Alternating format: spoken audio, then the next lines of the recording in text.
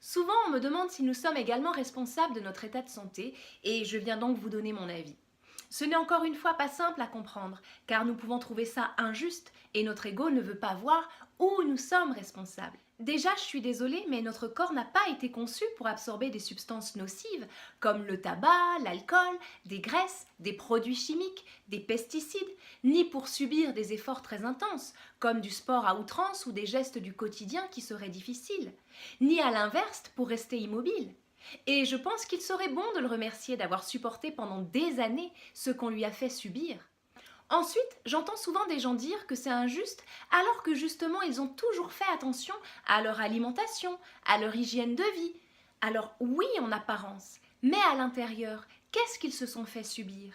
Comment se sont-ils traités? Que pensaient-ils d'eux-mêmes, de la vie, des autres?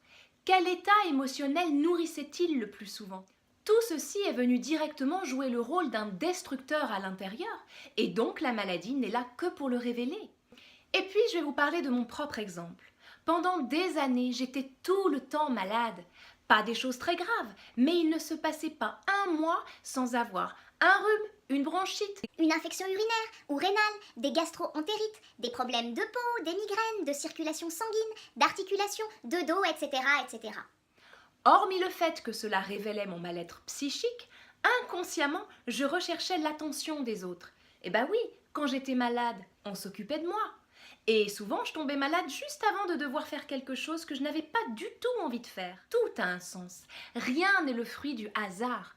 Alors oui, nous sommes responsables aussi de notre état de santé. C'est ma vision du monde. Et vous, quelle est votre réalité ?